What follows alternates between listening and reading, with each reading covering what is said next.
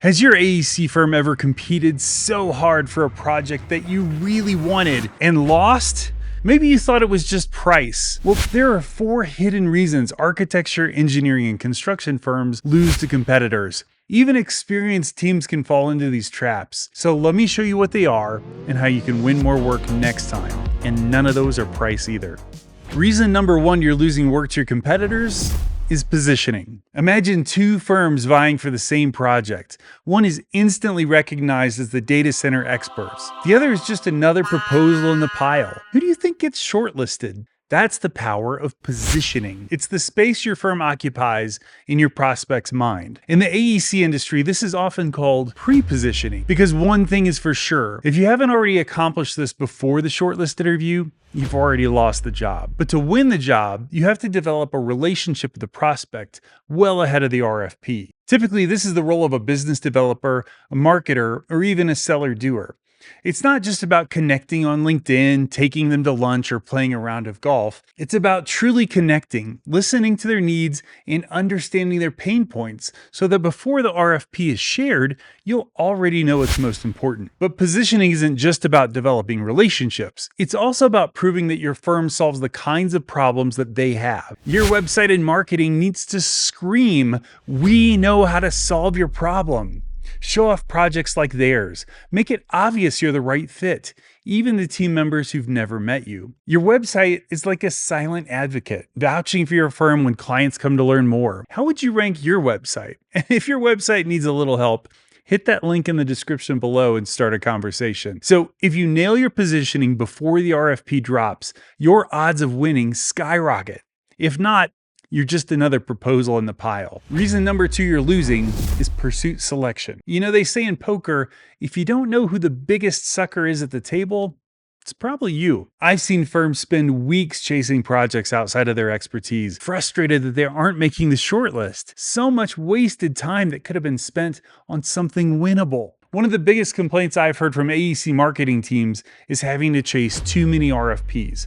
And there's nothing worse than writing proposals for work that your firm has very little chance of winning. Instead, experienced marketers and business developers create go, no-go processes, simple checklists to decide if a project is worth pursuing, so their time and efforts are spent on jobs you're more likely to win. So remember, when you're deciding if you want to pursue that big multifamily construction project and you don't have any examples of similar projects, the sucker is you.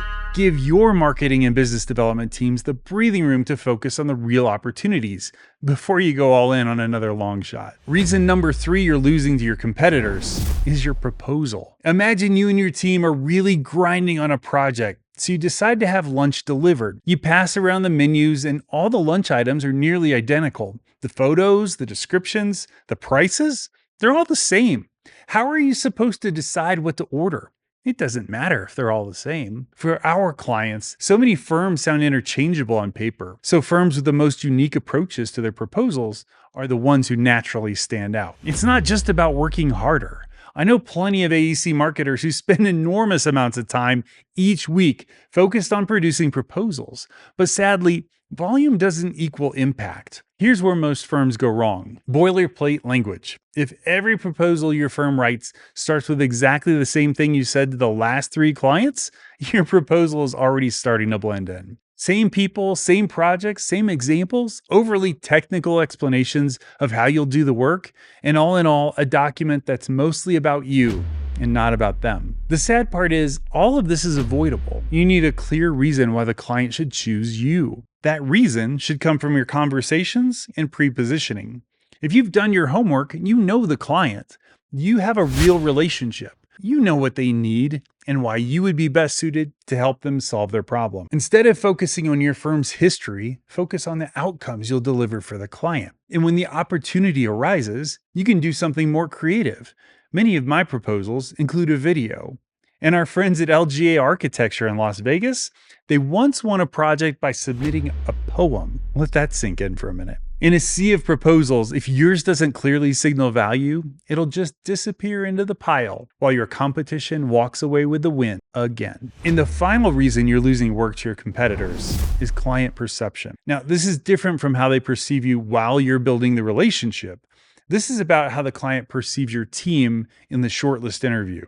Picture this. You're out to dinner with your closest friends, but every conversation is scripted. Every segue is rehearsed. Something is missing. Instead of genuine connection with your friends, you feel like you're watching a play you didn't audition for. That's exactly how clients feel during over-rehearsed shortlist presentations. They don't meet the real people they'll be working with, they see actors delivering lines. Clients don't interpret this as professionalism, they perceive distance. Meanwhile, a competitor that feels just a bit more human, conversational, and adaptive builds trust faster. Suddenly, your client sees them as the best fit. And for your team, it's heartbreaking to make it to the final round, only to lose because the chemistry just wasn't there. Instead of talking at the client with a memorized script, use the interview to show your team's chemistry and have real authentic conversations. Clients want to know why this project matters to you and why you're uniquely qualified to solve their problems. Because at its core, the interview is the client asking themselves, is this the team I want to spend the next 2 to 5 years working alongside of? And if you haven't nailed all 4 of those reasons, positioning, pursuit selection, proposals, and client perception, your client is going to be spending those next few years with your competitor. Now, if you have managed to avoid all 4 of these problems, there are 20 other AEC marketing mistakes that firm owners need to avoid. So watch this video next to see what they are, and none of those are price either. And if you need help clarifying what makes your firm stand out, you're not alone. Hit that link below. Let's find a time to chat so you'll never have to struggle with how to tell your firm's story again. See you next time.